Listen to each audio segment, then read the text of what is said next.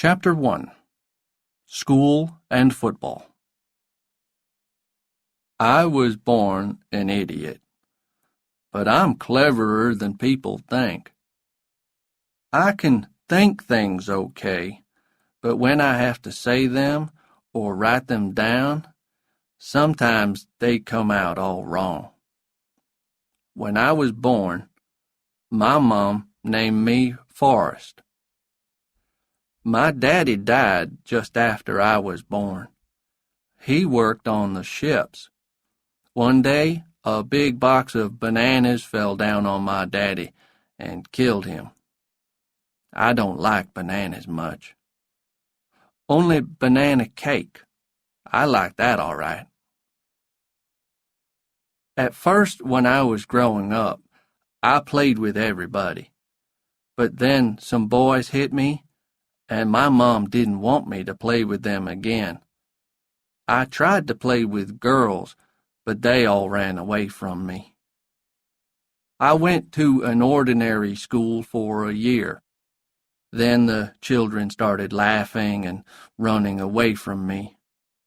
But one girl, Jenny Curran, didn't run away, and sometimes she walked home with me. She was nice. Then they put me into another kind of school, and there were some strange boys there. Some couldn't eat or go to the toilet without help.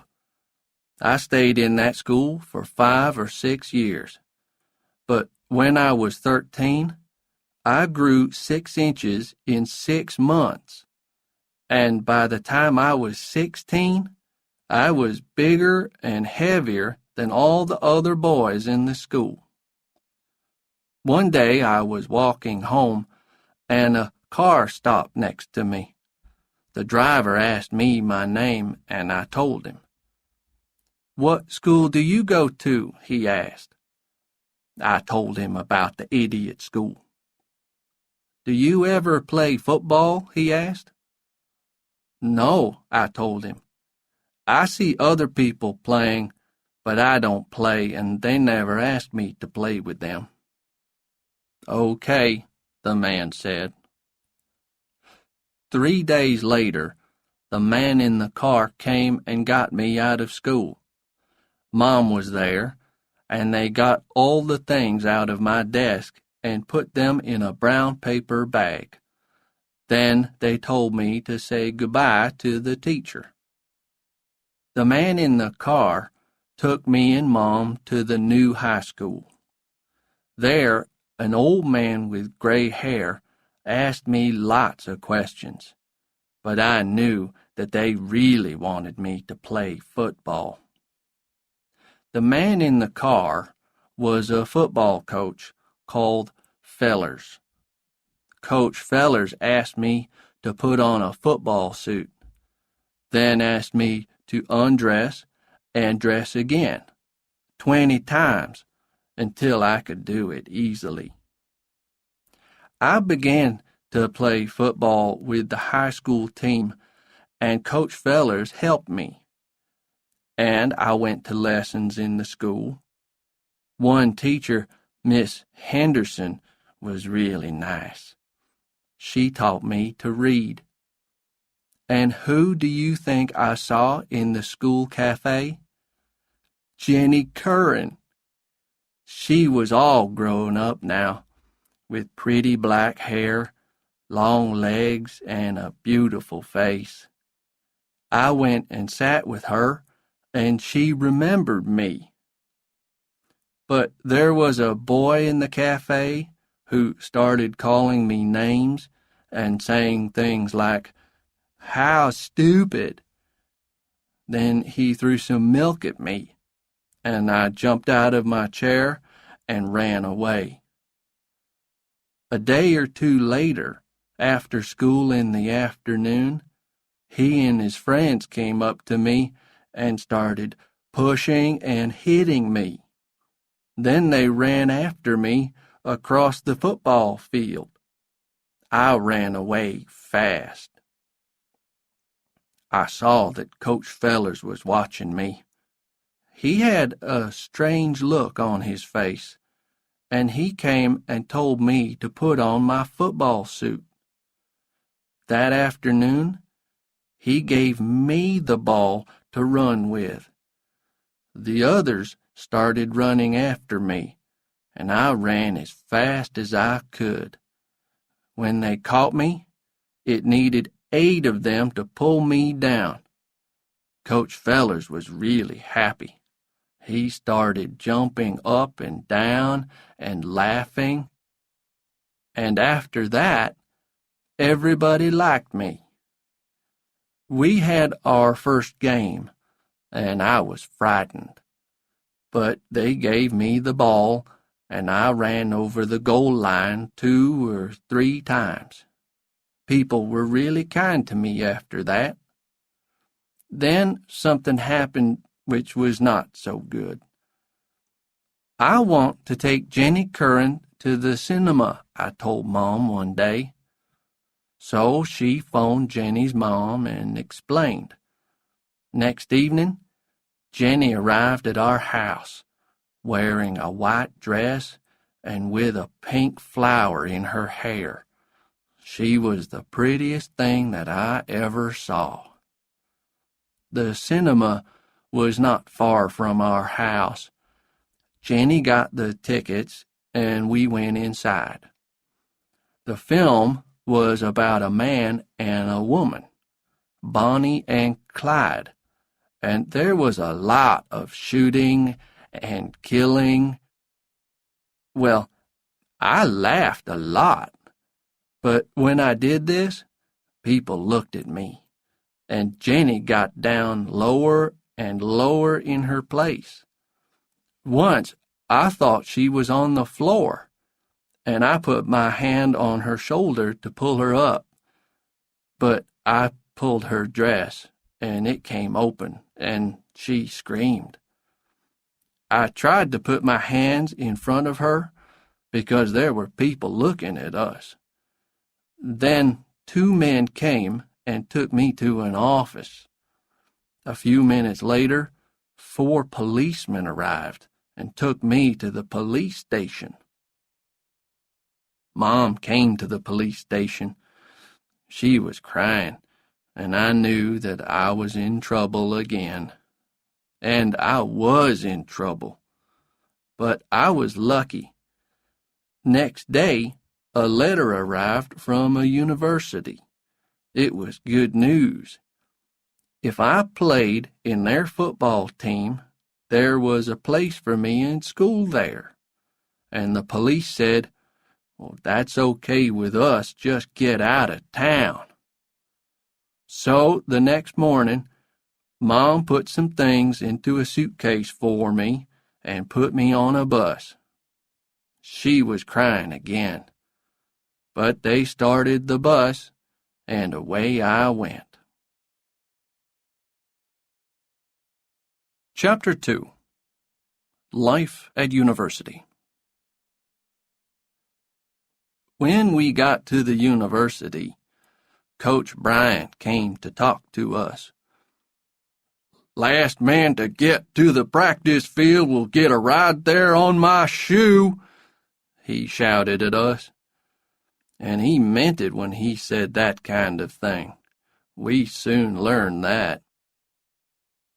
The building that I went to live in was nice on the outside, but not on the inside.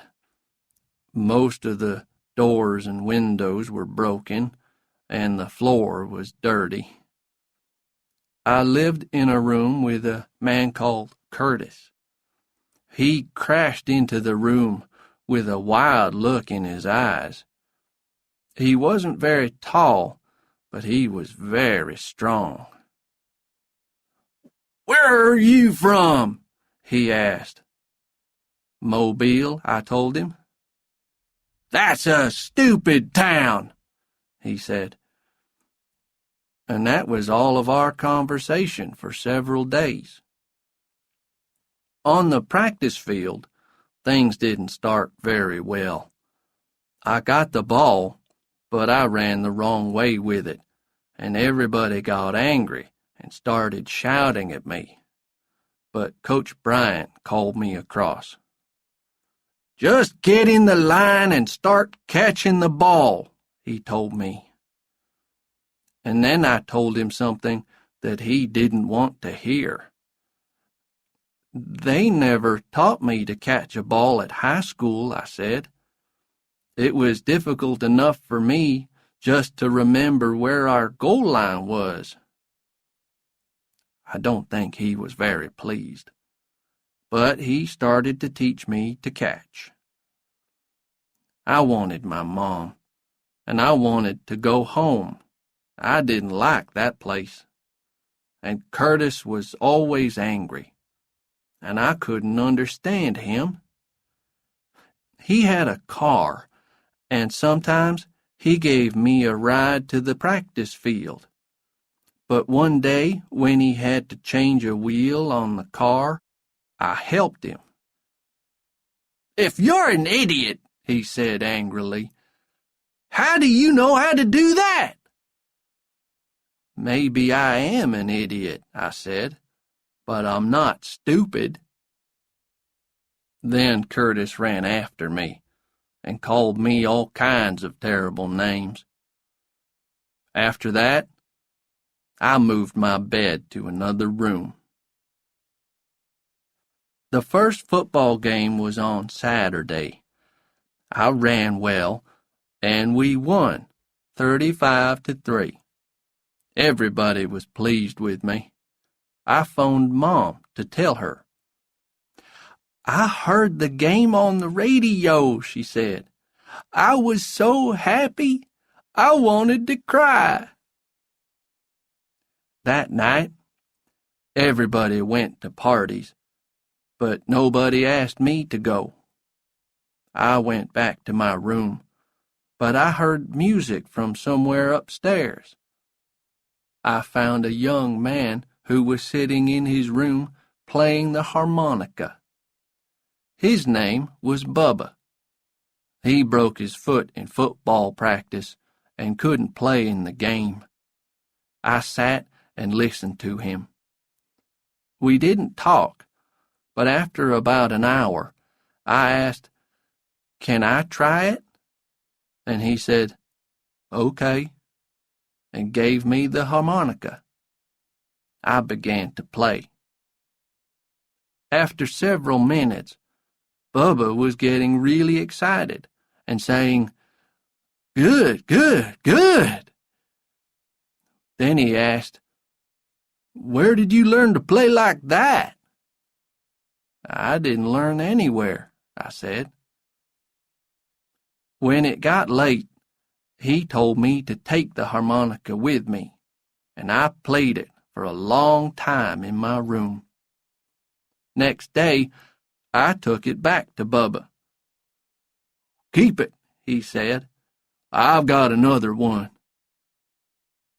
I was really happy, and I went and sat under a tree and played all day.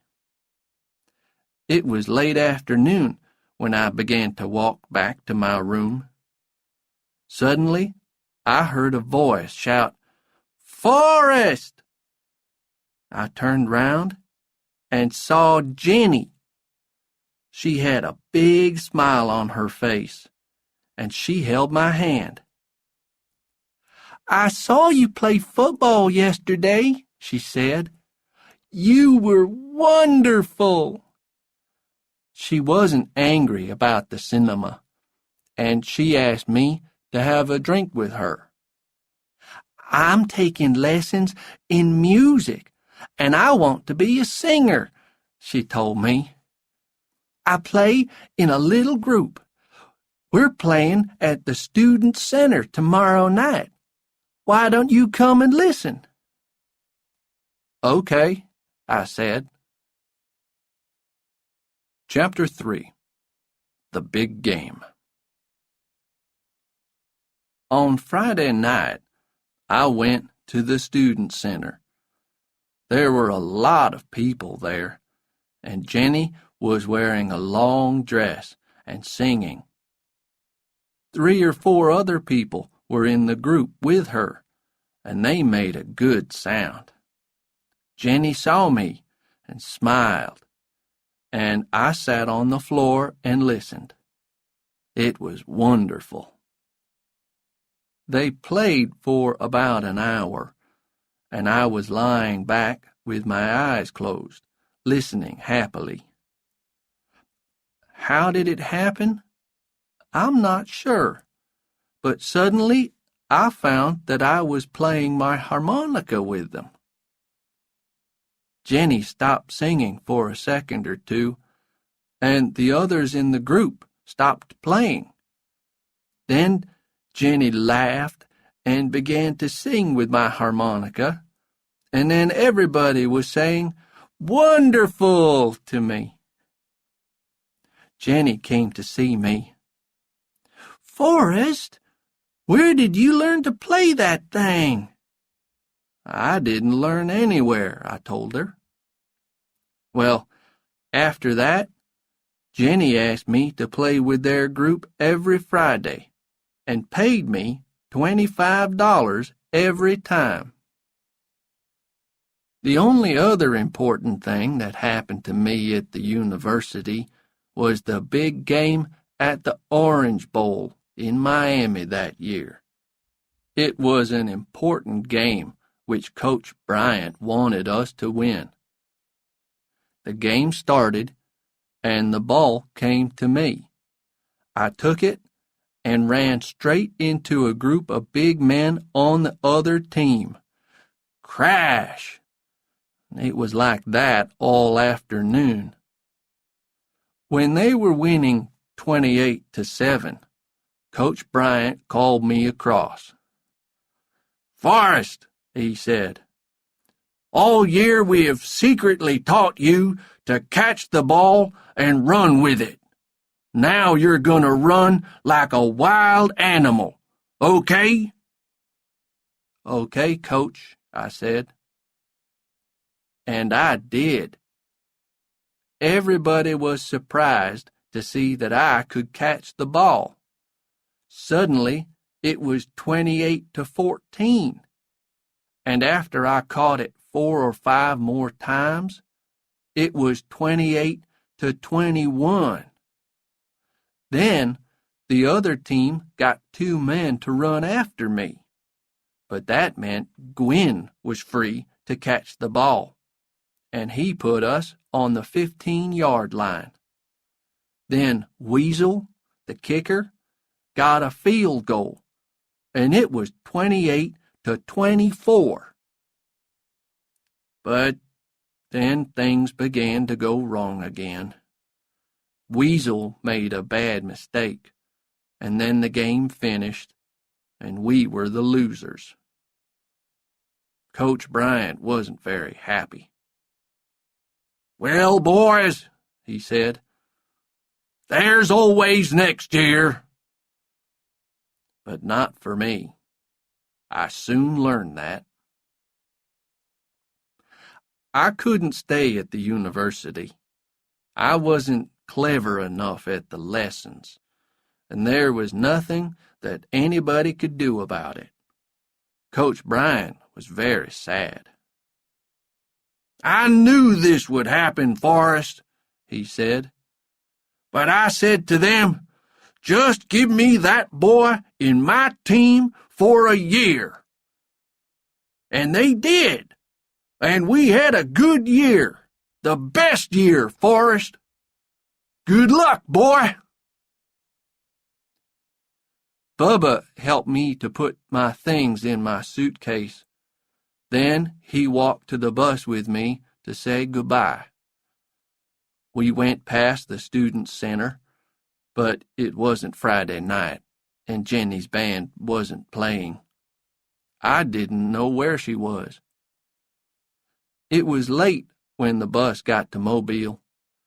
Mom knew that I was coming, but she was crying when I got home. "What's wrong?" I asked. "A letter came," she cried.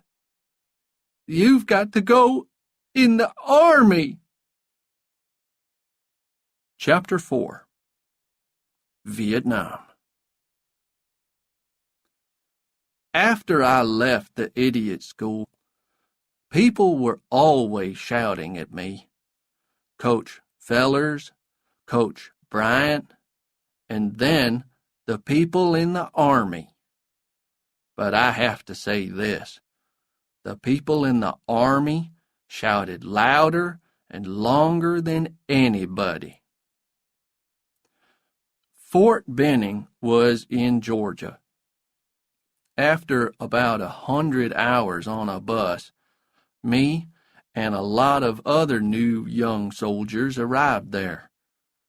The place where I had to live was just a bit better than the rooms at the university, but the food was not. It was terrible. Then, and in the months to come, I just had to do the things that I was told to do. They taught me how to shoot guns, throw hand grenades, and move along the ground on my stomach. One day, the cook was ill, and somebody said, "Gump, you're going to be the cook today." "What am I going to cook?" I said. "How do I cook?" "It's easy," said one of the men. "Just put everything that you see in the food cupboard into a big pot and cook it." "Maybe it won't taste very good," I said. "Nothing does in this place," he said. He was right. Well, I got tins of tomatoes, some rice, apples, potatoes, and everything that I could find. "What am I going to cook it in?" I asked one of the men. "There are some pots in the cupboard," he said. But the pots were only small. "You've got to find something," one of the other men said. "What about this?" I asked. There was a big metal thing about 6 feet tall and 5 feet round, sitting in the corner. "That's the boiler. You can't cook anything in that." "Why not?" I asked. "It's hot. It's got water in it." But the men had other things to do. "Do what you like," they said. So I used the boiler. I put everything in it, and after about an hour, you could smell the cooking. It smelled okay. Then the men came back, and everybody was waiting for their dinner. "Hurry up with that food, Gump! We're hungry!" they shouted. Suddenly, the boiler began to shake and make noises, and then it blew up. It blew the food all over us, me, and all the men who were sitting at the tables. "Gump!" they screamed. "You're an idiot!" But I already knew that. After a year, we went to Vietnam to fight in the war. One evening, we went to have a shower. The showers were just a long hole in the ground for us to stand in, while somebody threw water over us. We were standing in it when suddenly there was a strange noise. Then the ground began to blow up all round us. We threw ourselves onto the floor of the shower hole, and somebody started screaming. It was some of our men on the far side of the hole, and there was blood all over them. Then everything went quiet again, and after a minute or two, the rest of us climbed up out of the hole. The enemy soldiers tried to blow us up for the next 5 nights. And then it stopped. But it was time for us to move up north to help some of our other men in the jungle. We went in helicopters, and there was smoke coming up out of the jungle when we got there. The enemy started shooting at us before we got on the ground, and they blew up one of our helicopters. It was terrible. People on fire and nothing that we could do. It was almost night before we found our other soldiers in the jungle. And who do you think one of them was? It was Bubba. Well, in between the shooting, Bubba told me about himself. His foot got too bad to play football, and he had to leave the university. But his foot wasn't too bad for the army to get him, and here he was. "What happened to Jenny Curran?" I asked. "She left school and went off with a group of people who were against the war," he said. Chapter 5. Danger in the Jungle. There was a little valley between two hills. We were on one hill, and the enemy was on the other. Then we got orders to move the machine gun about 50 meters to the left of the big tree that was in the middle of the valley, and to find a safe place to put it before the enemy blew us all up. We found a place to put the gun and stayed there all night. We could hear shooting all round us, but they didn't hit us. When it was day again, our planes came and they blew up the enemy soldiers.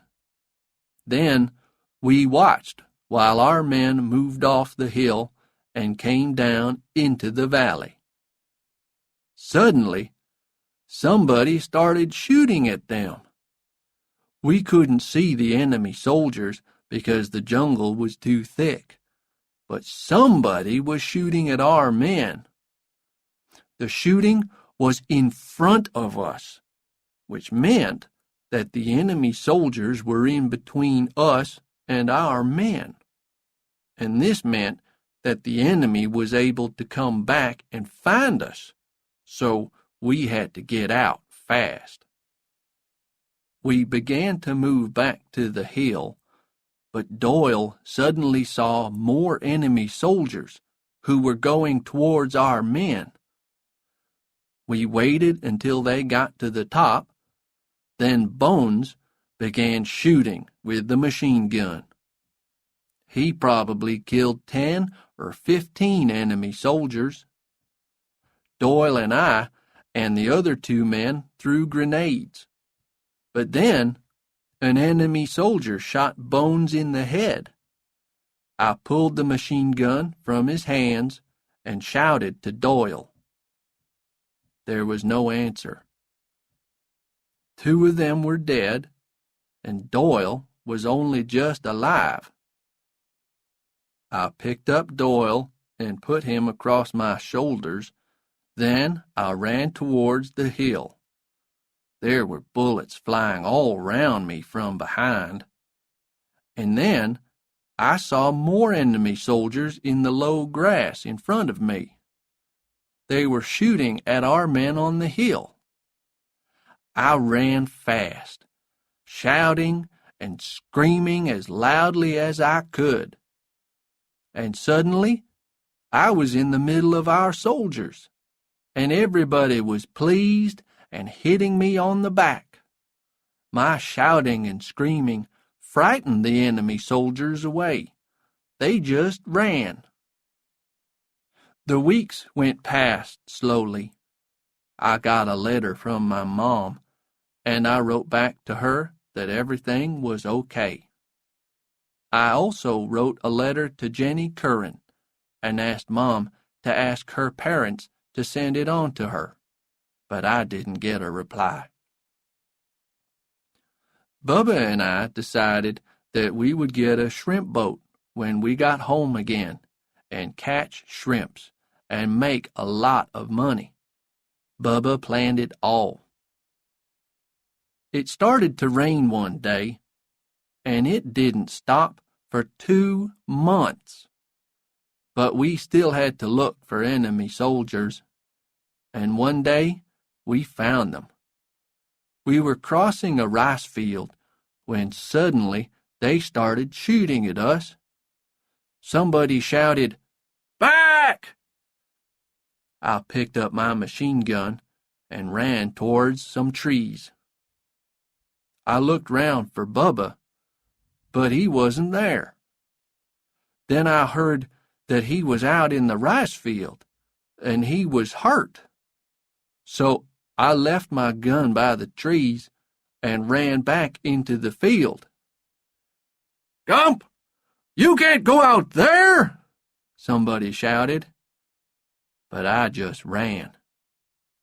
Halfway out, I saw another man who was hurt. He was holding a hand up to me, so I picked him up and ran back to the trees with him. Then I ran out again and found Bubba. There was blood all over him, and he had 2 bullets in his stomach. He looked up at me and said, "Forrest, why did this happen?" What could I say? Then he said, "Play me a song on the harmonica, will you?" There was still a lot of shooting going on, but I played a song. Then all the color went out of Bubba's face, and he said something very softly. "Home." And then he died. And that's all I've got to say about that. The rest of the night was terrible. The worst night that I've ever known. Nobody could get any help to us, and the enemy soldiers were so near that we could hear them talking. Then, when it got light, an American plane came and used fire throwers on the enemy, and almost on us. Suddenly, the trees were on fire, and men were running out of the jungle with burned skin and clothes. During all of this, somebody shot me in the back of the leg, but I can't remember when it happened. It didn't matter. Nothing mattered. Bubba was dead.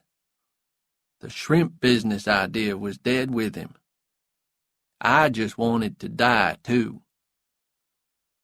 Then our helicopters came, and the enemy soldiers who were left ran away. An hour later, I was out of there and on my way to the hospital in Da Nang. Chapter 6. The White House. I was at the hospital for 2 months. After the first few weeks, my leg was getting better, and one day I went down into the little town, to the fish market. I bought some shrimps, and one of the cooks at the hospital cooked them for me. 2 days later, I went back to the fish market and talked to a man who was selling shrimps. "Where do you get them?" I asked him. He immediately started talking fast in a language that I couldn't understand. But he took me somewhere, past all the boats and the beach. There, he took a net and put it in the water. When he took it out again, it was full of shrimps. Every day for the next few weeks, I went with Mr. Chi, that was his name, and watched him while he worked. He showed me how to catch shrimps with the net, and it was so easy that an idiot was able to do it, which I did. Then one day, I got back to the hospital, and a Colonel Gooch said, "Gump, we're going back to America together. You're going to see the President of the United States, and he's going to give you a medal because you were very brave." There were about 2,000 people waiting for us at San Francisco Airport when we got off the plane. What a surprise! A lot of them had beards and long hair. I thought perhaps they were there to welcome us, but I was wrong. They were shouting unpleasant things. And then somebody threw a tomato at Colonel Gooch, and it hit him in the face. He tried to clean it off and not look angry, but I didn't want to wait for them to start throwing things at me. No, sir. I started running. The people ran after me, all 2,000 of them, but they couldn't catch me. I ran all round the airport, and then I ran into a toilet and locked the door. I waited in there for almost an hour before I came out again. I went to look for Colonel Gooch, and I found him in the middle of a group of policemen. He was looking very worried until he saw me. "Come on, Gump," he said. "The plane for Washington is waiting for us." The Army sent a car to meet us at Washington Airport, and we drove to a really nice hotel. After we put our suitcases in our rooms, the colonel asked me to go out to a bar with him for a drink. "People are different here," he told me. "They aren't like the people in California." He was wrong.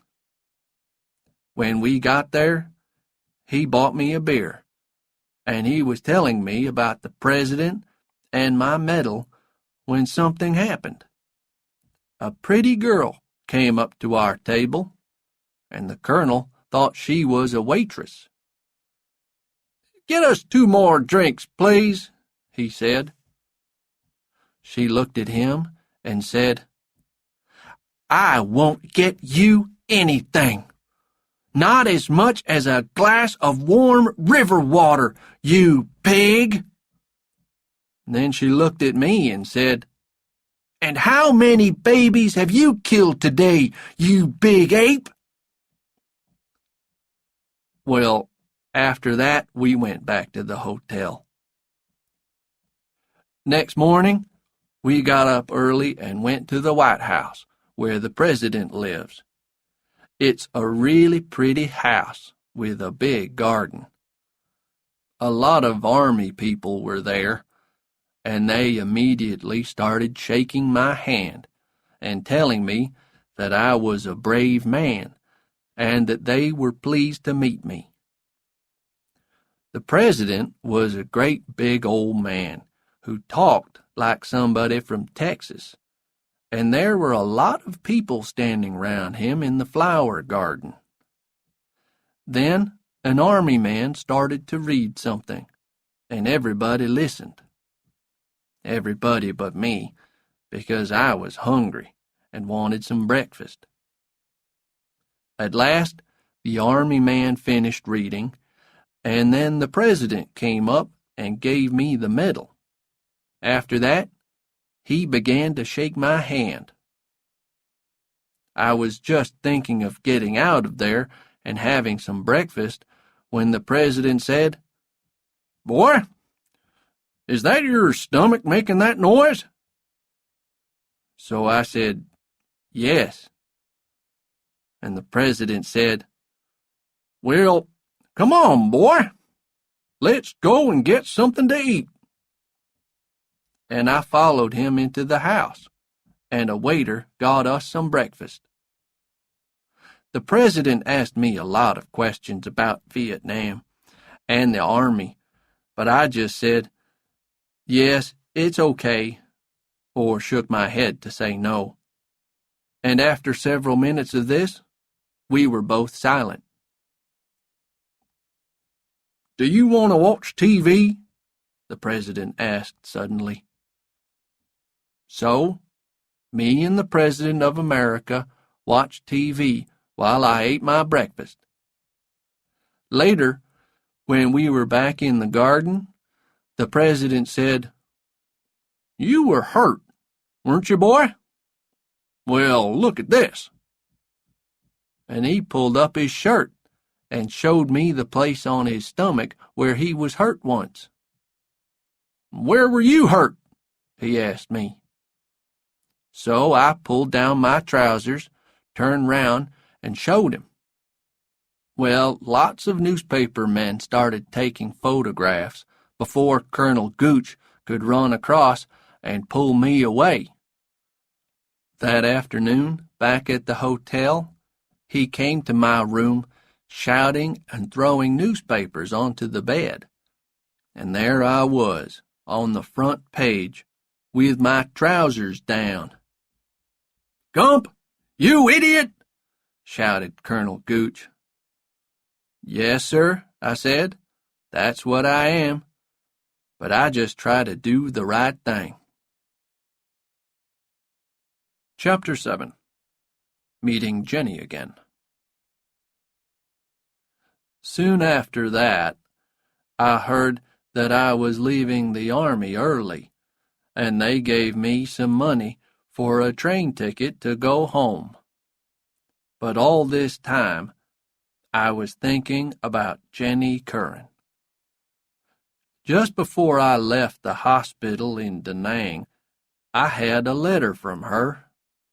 She was now playing in a group called the Broken Eggs, and they played 2 nights each week at a place called the Ho-Daddy Club near Harvard University. Now that I was free from the army, I just wanted to go and see her. So I got a ticket for Boston instead of Mobile. I tried to walk to the Ho-Daddy Club from the train station, but I lost my way, so I took a taxi. It was in the afternoon, and the man behind the bar said, "Jenny'll be here about 9 o'clock. "Can I wait?" I asked. "Okay," he said. So I sat down and waited for 5 or 6 hours. Students began to come in, most of them wearing dirty jeans. The men had beards, and the women had long, untidy hair. Later, the group, the Broken Eggs, arrived, but I didn't see Jenny. Then they began to play, and they were loud. The music sounded like a plane that was taking off, but the students loved it. And then Jenny came on. She was different. Her hair was all the way down her back, and she was wearing sunglasses at night. She was wearing blue jeans and a shirt with lots of colors on it. The group started playing again, and Jenny began to sing. Later, I went outside and walked round for about half an hour, then went back. There were a lot of people waiting to go in, so I went round to the back of the place and sat on the ground. I had my harmonica in my pocket, so I took it out and started to play. I could hear the music that was playing inside, and after a minute or two, I began playing with it. Suddenly, a door behind me opened, and there was Jenny. "Who is that playing the harmonica?" she said, and then she saw me. "Forrest Gump!" And she ran out of the door and threw her arms round me. We talked together until it was time for her to sing again. "I didn't leave school," said Jenny. "They threw me out, after they found a boy in my room one night. I went to California and stayed there for some time." She laughed. "I wore flowers in my hair and talked about love, but the people that I was with were strange. Then I met a man, and we came to Boston. But he was dangerous. He was against the war, like me, but he blew up buildings and things. I couldn't stay with him. Next, I met a teacher from Harvard University, but he was married. Then I began to sing with the Broken Eggs." "Where do you live?" I asked. "With my boyfriend," she said. "He's a student. You can come back and stay with us tonight." The boyfriend's name was Rudolph. He was a little man, and he was sitting on the floor with his eyes shut when we got to Jenny's flat. "Rudolph, this is Forrest," Jenny said. "He's a friend of mine from home, and he's going to stay with us for a few days." Rudolph didn't speak or open his eyes, but he put up his hand and smiled. Next morning, when I got up, Rudolph was still sitting on the floor with his eyes shut. That afternoon, Jenny took me to meet the other people in the group, and that night I began playing my harmonica with them at the Ho Daddy Club. It went well, and I played with them every night after that. Then one day, I came back to the flat, and Jenny was sitting on the floor. "Where's Rudolph?" I asked. "Gone," she said. "Walked out, like all the others." And then she started to cry. "Don't cry, Jenny," I said, and I put my arm round her. Well, it started like that, but the next minute we were kissing and making love. And when we finished, Jenny said, "Forrest, where have you been all this time?" Chapter 8. Into Space. Spring and summer went by, and I continued to play my harmonica with the group. It was my happiest time of all. But, you've guessed it, something went wrong. How did it happen? I don't know. But one night I was sitting outside the Ho Daddy Club, smoking a cigarette, when a girl smiled and came up to me. She sat down across my legs and put her arms round me. She was laughing and kissing me, and I didn't know what to do. Suddenly, the door opened behind me, and there was Jenny.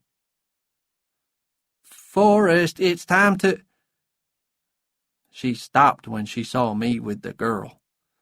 Then she said, "Oh, no, not you, too." I jumped up and pushed the girl away. "Jenny," I said. "Stay away from me, Forrest," she said. "You men are all the same. Just stay away from me." She didn't speak to me again that night, and the next morning she told me to find another place to live. I went to live with Moses, one of the other men in the group, and soon after that, Jenny went to Washington to talk and work against the war. Moses wrote down the address for me. So I went back to Washington, too. There was a lot of trouble there. Police were everywhere, and people were shouting and throwing things, and the police were taking some of them away. I went to find Jenny's address, but there was nobody at home. I waited outside for most of the day. Then, at about 9 o'clock, a car stopped near the house, and some people got out. And there she was. I started to walk towards her, but she turned and walked away. The other people, 2 men and a girl, didn't know what to say. "What's wrong with her?" I asked one of the 2 men. "She just got out of prison," he said. "She was there all night before we could get her out." Jenny was in the back of the car now, so I went over and talked to her through the window. I told her how I felt. I was sorry about the girl, and I didn't want to play in the group without her. She listened quietly, then opened the car door for me to get in, and we sat and talked. The others were talking about something that would happen the next day. Some American soldiers planned to take off their Vietnam medals and throw them away in front of the crowds of people. Suddenly Jenny said, "Did you know that Forrest won a medal?" The others went quiet and looked at me, then looked at Jenny. Next morning, Jenny came into the living room. I was sleeping on the floor of their house. She woke me up. "Forrest," she said, "I want you to do something for me." "What?" I said. "I want you to come with us today, and I want you to wear your army clothes." "Why?" I asked. "Because you're going to do something to stop all the killing in Vietnam."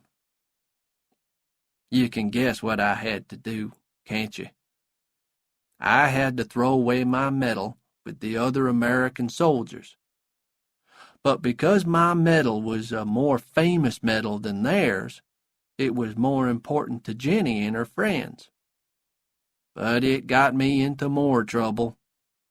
Oh, I threw my medal away okay, but it hit somebody really important, one of the president's men. So they threw me into prison. Why did things like that always happen to me? As it happened, I didn't stay in prison long, because they soon realized that I was an idiot, and they put me in a special hospital for idiots. It was the doctors at the hospital who decided to send me to NASA. That's the Space Center at Houston in Texas. "You're just the kind of person they're looking for," the doctors told me. I soon understood why. NASA sent me on a journey into space with a woman and an ape. Me, a spaceman. It was very strange. All kinds of things went wrong because of that ape. Instead of coming down in the sea when we returned, the spaceship came down in the jungle somewhere, and it was 4 years before the NASA people found us. But the ape and I were soon good friends. His name was Sue. Yes, I know it's a girl's name, but they sent a male ape up by mistake, and NASA didn't like to tell the newspapers that. And it was in the jungle that I met Big Sam, a man who taught me to play chess, and that was important, as you will see later. Chapter 9. A Real Idiot. Of course, the first thing that I wanted to do when I got back to America was find Jenny, so I phoned Moses in Boston. "The Broken Eggs group has broken up," he told me. "I don't know what happened to Jenny. I heard that she went to Chicago, but that was 5 years ago." "Do you have a telephone number or anything?" I asked. "It's an old number," he said, "but perhaps she's still there." I phoned the number, and she wasn't. "Jenny Curran?" a man's voice said. "She went to Indianapolis, got a job at the temperer factory."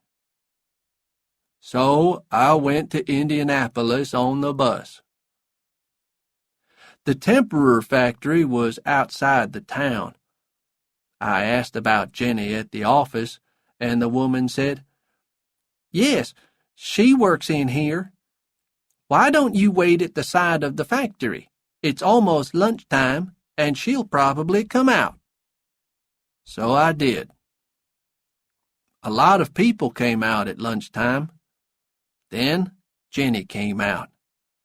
She went and sat under a tree on the grass and began eating an apple. I went up behind her and said, "That looks like a nice apple." She didn't look up. She just said, "Forrest, it has to be you." A minute later, I had my arms round her, and we were both crying. People were watching us with strange looks on their faces, but it didn't matter. Jenny and me were together again. "I finish work in 3 hours, Forrest," Jenny said. "Why don't you wait for me in that bar across the street? Then I'll take you to my place." So I waited in the bar. And I got into the wrestling business. How? I'll tell you. It started when I arm wrestled a man in the bar and won some money on a bet. That gave me an idea, but at first I didn't say anything to Jenny. She came across to the bar after work, and we had a drink and talked. "I saw you on TV when you went up into space, Forrest," she said. And I told her all about that, and about Sue, the ape. "What happened to him?" she asked. "I don't know," I said, "but he was a good friend." Later, we went back to Jenny's flat, and she said, "You can stay here." Next day, when Jenny went to work, I went back to the bar. Several people wanted to try arm wrestling with me again, and I said, okay. None of them won because I was too strong, but plenty of people wanted to try their luck. After about a month, I was winning nearly $200 a week arm wrestling. Then one day, a man called Mike came into the bar. "You can make a lot more money," he told me. "How?" I asked. "Wrestling. Real wrestling," he said. "I can teach you." To make a long story short, he did. Jenny wasn't happy about the wrestling, but I won a lot of money. Sometimes by winning fights, sometimes by losing them, because Mike told me to lose them. Yes, that happens too. But then I did something stupid again. I bet on myself winning a fight after Mike told me to lose it. Jenny got really angry. "It isn't honest," she said. I didn't listen. I bet all my money on myself to win, and then I lost the fight. But there was worse to come. When I got back to the flat, Jenny was gone, and there was a letter waiting for me. It said, "Dear Forrest, you're doing something bad tonight. It isn't honest, and I cannot go on with you like this. I think about having a house and a family and things like that now. I watched you grow up big and strong and good, And then, in Boston, I realized that I loved you, and I was the happiest girl in the world. But then there was that girl outside the Hodaddy Club. Then you went up into space, and I lost you for 4 years. And I think you changed. And I think perhaps I changed too. I just want to live in an ordinary way now, so I must go and find it. I am crying while I write this, but please don't try to find me. Goodbye, my dear. Love, Jenny. And for the first time ever, I knew that I was a real idiot. Chapter 10. Money for Playing Games. I decided to go home to Mobile, but the bus stopped at Nashville on the way, and I went into town for a drink and something to eat. I was going past a hotel when I looked in the window and saw some people who were playing chess. Like I said before, Big Sam taught me how to play chess when I was in the jungle. Well, I went into the hotel to watch them, but it was a special chess tournament, and it cost $5 to watch, so I didn't go into the chess room. I was just walking out again when I saw a little old man who was playing chess with himself at a table near the door. I had another hour before I had to catch the bus again, so I went across and watched him. Then I said, "If you make that move, you'll lose your queen." He didn't look up, but after a minute, he said, "Perhaps you're right." It was time for me to get back to the bus station, but when I started to leave, the old man said, "Why don't you sit down and finish this game with me?" "I can't," I said. "I have to catch a bus." So he waved at me with his hand, and I went back to the bus station. But I missed the bus that evening, and there wasn't another one until the next day. So I walked back to the hotel, and there was the little old man, still playing against himself. He looked up and saw me, and told me to sit down. It took me an hour to win that chess game. "Just who are you?" he said after the game. "Forrest Gump," I said. "Where did you learn to play chess?" he asked. "In the jungle," I told him. He looked surprised. "Aren't you in the tournament?" he asked. "No," I told him. "I'm going home, and I'm going to start a shrimp business." "You can make a lot of money from chess," he said. "You're very good." "Am I?" I said. The old man's name was Mr. Tribble. 2 days later, we were on our way to Los Angeles to a big chess tournament. We were a day or two early for the tournament, and Mr. Tribble took me to see some people who were making a film. They make a lot of films in Los Angeles. We were watching a man who was crashing through a window in a film fight when a man walked over to us. "Are you an actor?" he asked me. "Who, me?" I said. "We're here for the chess tournament," said Mr. Tribble. But the other man was looking at me. "You are a big, strong man, aren't you?" he said.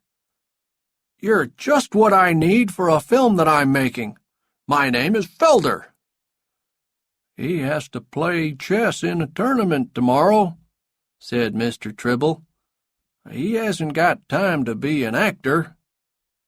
"It won't take long," said Mr. Felder.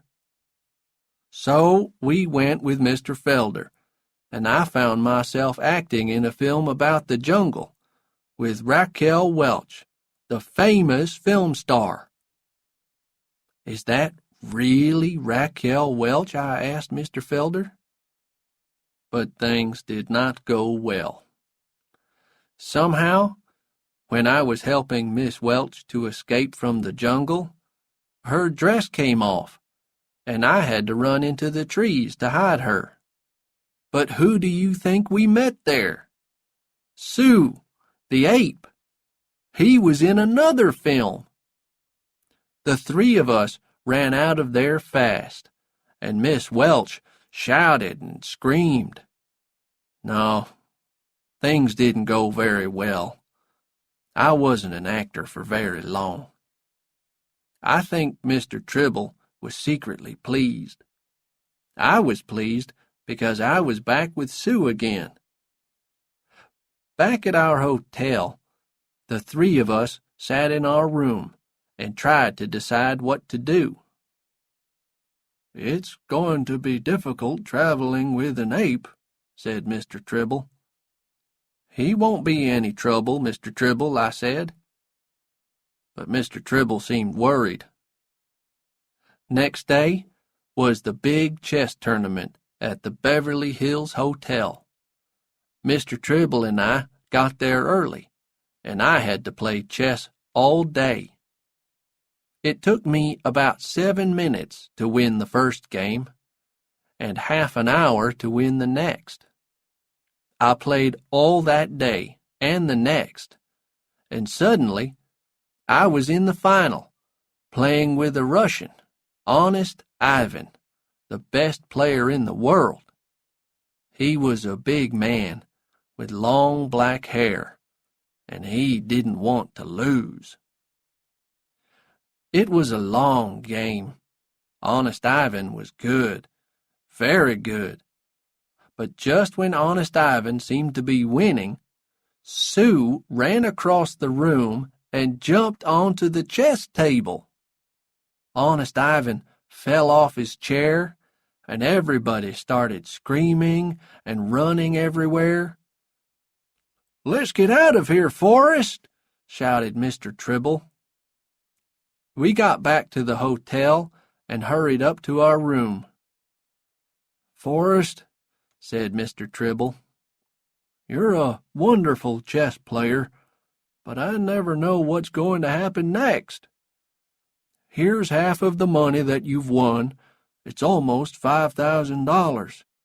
Take Sue back to Alabama with you and start your shrimp business." He shook my hand and gave me his address. "Write to me sometimes, Forrest. Good luck." Chapter 11. The Shrimp Business. Well, I finally went home to Mobile again. The train got into Mobile Station about 3 o'clock in the morning, and Sue and I got off. We walked into the town and finally found a place to sleep in an empty building. The next morning, I bought some breakfast and got Sue some bananas to eat. Then we went to see Mom.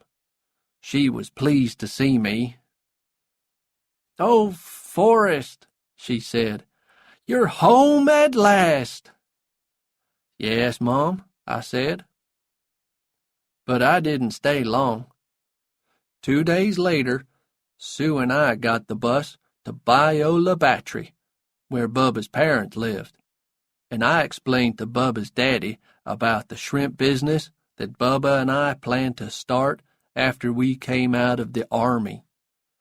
He listened, and he was very interested. And the next day, he took Sue and me out in his little boat to look for a good place to start the shrimp business.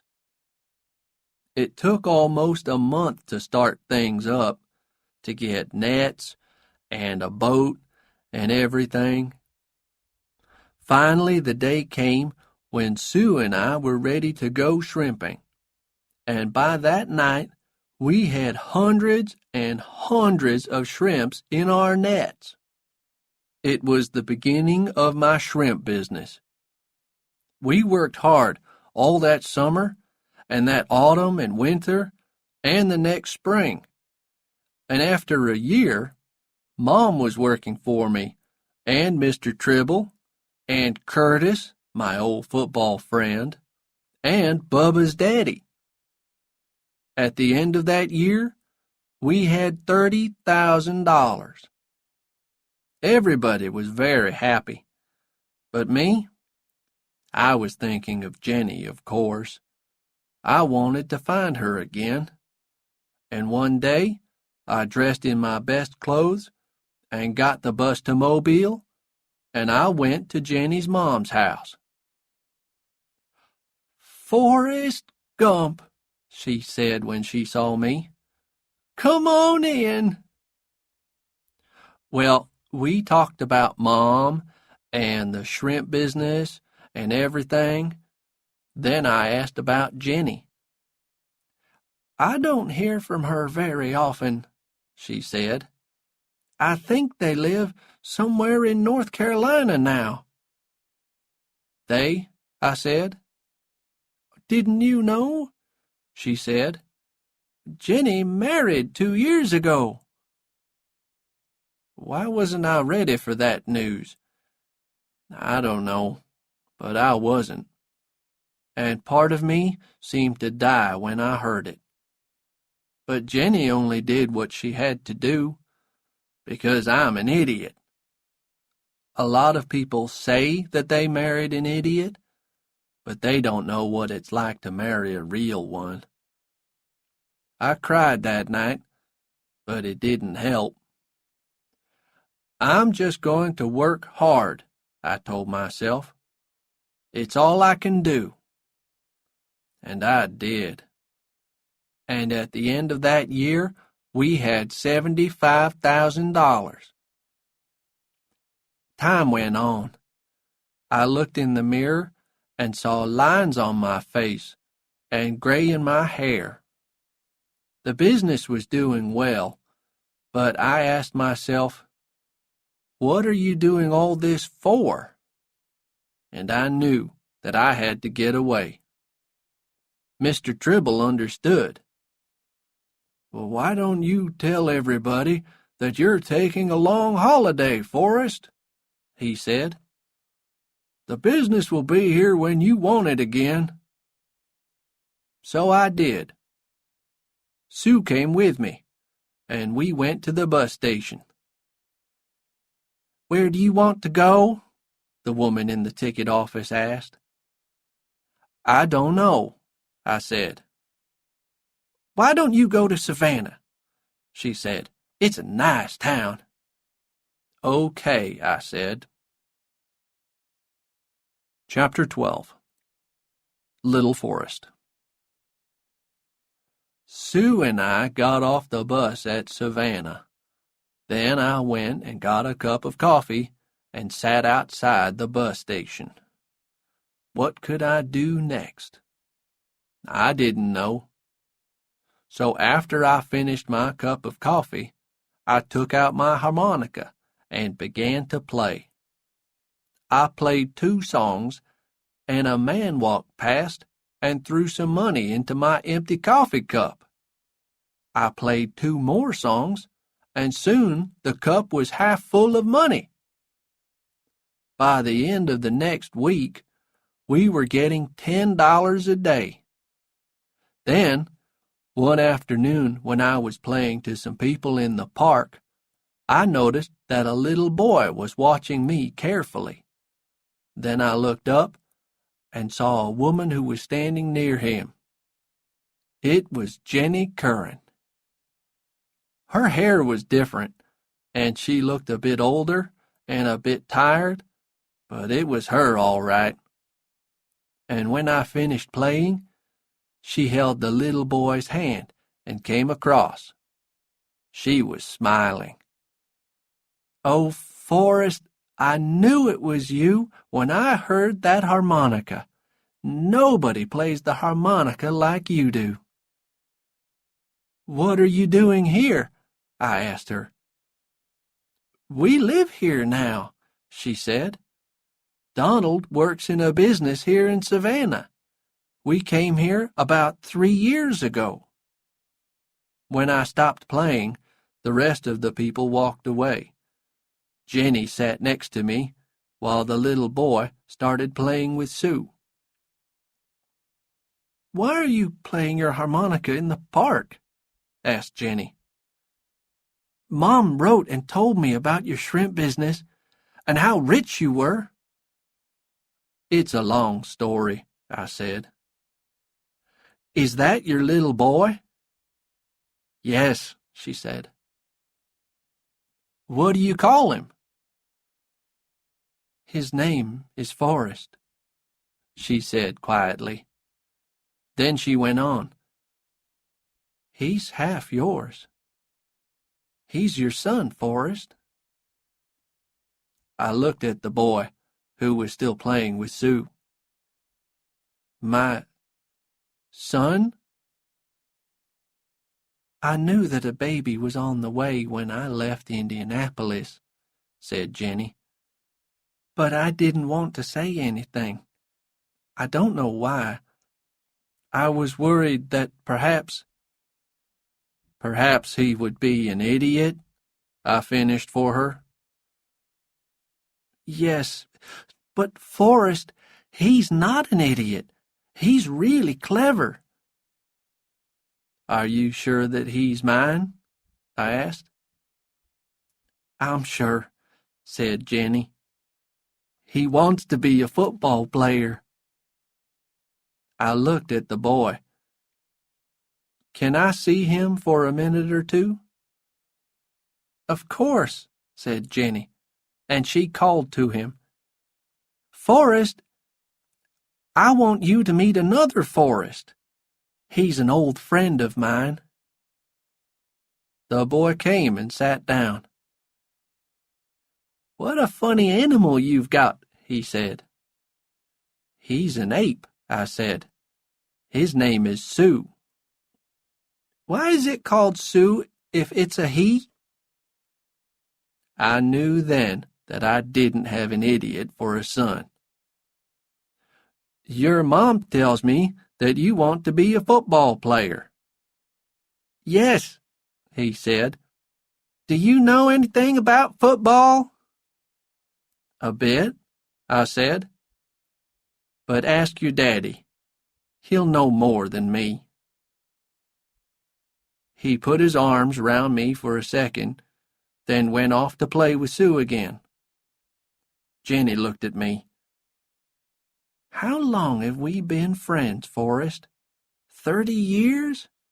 Sometimes it doesn't seem true." She moved nearer and gave me a kiss. "Idiots," said Jenny. "Who isn't an idiot?" Then she got up and held little Forrest's hand, and they walked away. Well, after that, I did a few things. First, I phoned Mr. Tribble and told him to give some of my money from the shrimp business to my mom, and some to Bubba's daddy. Then send the rest to Jenny and little Forrest, I said. That night, I sat up thinking. Perhaps I can put things right with Jenny, I thought, now that I've found her again. But the more I thought about it, the more I finally understood that it was better for the boy to be with Jenny and her husband and not to have an idiot for a father. An idiot? Yes, I'm an idiot. But most of the time, I just try to do the right thing.